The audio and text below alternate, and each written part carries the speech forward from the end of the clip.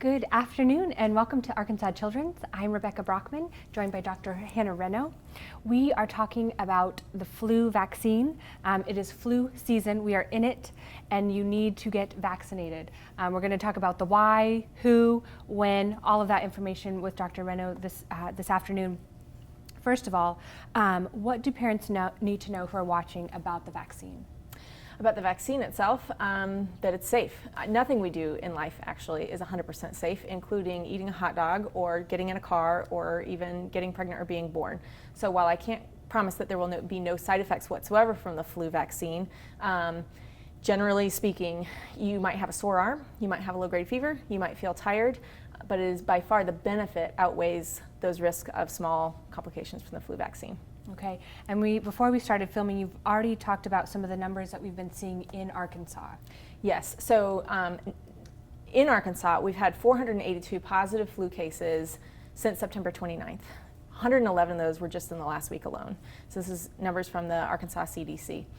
So we know that the numbers are rising. However, that's actually considered tiny. Even though flu season technically starts in October, we really don't see those numbers ramp up until December and beyond. So yes, it started. Yes, it's worth getting protected, but we have not even seen the crazy part of the season get started yet. Right, so we encourage people to get their flu shot before Halloween, but really, when is there ever any time where it's too late to get the flu shot? It's never too late. Okay. Technically, we're allowed to give it all the way until June because I kept seeing cases even as spring progressed into summer last year. And so just because you haven't gotten it yet, don't feel like it's not worth it. It takes 2 weeks to be effective. And so if you are listening to this now, I would go get it now because before we go see our family for Thanksgiving, we want to make sure that everybody is protected. But there's no such thing as too late when it comes to this vaccine. No such thing as too early either. Okay.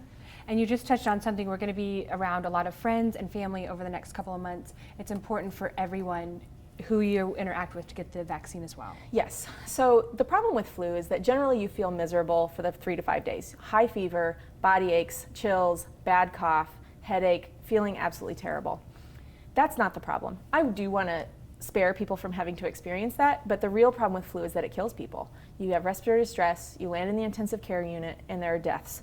Already in Arkansas this year, we've had 1 case of death from influenza. It was not a child. There have been 2 pediatric deaths in the United States already this year. And so what we have to look at is those high-risk populations. Who is more likely to need hospitalization? Who is more likely to die from flu? There are 5 categories: elderly, pregnant, children under the age of 2, asthmatics, and those with an immune-compromised state. So if you are one of those 5 categories, it is so important that you get vaccinated. 6 months and younger cannot get vaccinated. And so that brings me to my next point, which is if you know anybody in one of those 5 categories, which I would argue is every member of our community, then you also need to get vaccinated. It's not just protecting yourself as an individual, it's protecting your family members, your loved ones, your friends, your neighbors, your community around you through herd immunity. We want everybody to help protect the others. Excellent. If you are just tuning in, we are talking with Dr. Hannah Renno about the importance of getting a flu vaccine. It is flu season, and we're encouraging everyone as you watch this after this Facebook Live to go get your flu shot now so you are prepared for the holidays and all the family members and friends that you're going to be interacting with. In addition to the vaccine, what are some other prevention strategies? So hand washing, of course, your common things, not sticking your fingers in your mouth, which is easier to say for grown-ups and harder to say for toddlers who love sticking everything in their mouths. And so because they are at higher risk for exposure there,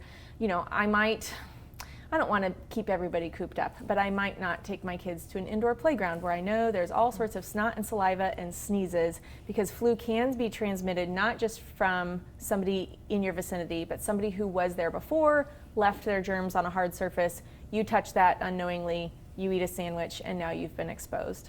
So good old-fashioned hygiene, but it's a recurring theme here. The best thing you can do for yourself is a flu vaccine. Excellent. As the flu season starts, what are some symptoms that parents should watch for?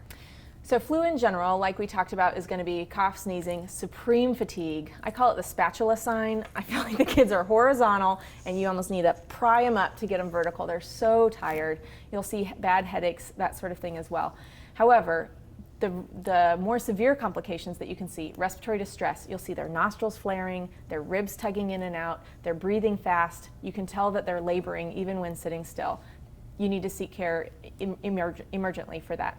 The second thing is dehydration. Sometimes these kids feel so bad they don't want to eat or drink. When you get behind on dehydration, your fever goes higher, you get weaker and weaker. So if you're concerned for dehydration, urine output is going down, the parent should bring them to be evaluated, certainly.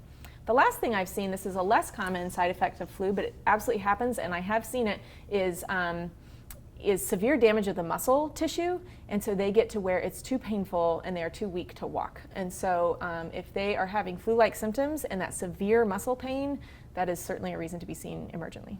Okay, so we are talking about the severity of the flu. This isn't just feeling bad. This could be, it could be very serious and even deadly. So I think that's something that we don't talk about a lot, but we need to realize how important it is. I agree with you, and while that is the truth, and I want people to know how serious it can be, I also don't just want to use scare tactics to try to convince people to get the flu. Right. So one analogy I often use is that vaccines are like seatbelts, or for our children, car seats. When I place any of my 4 children in their car seats in the car, which is hard to fit all those car seats in and cumbersome to buckle all those seatbelts, it's not because I'm planning to get in a car accident and expecting them to get hurt. It is because in case something bad happens that I simply can't prevent, I want to have done the very best that I can as a parent to prevent the severe complications of that accident. So a vaccine is the same thing. We can't change who around us has the flu. We can change how prepared we are in case that happens to us. So for those parents who say, oh, I'm not getting it, it gives me the flu every time I get it.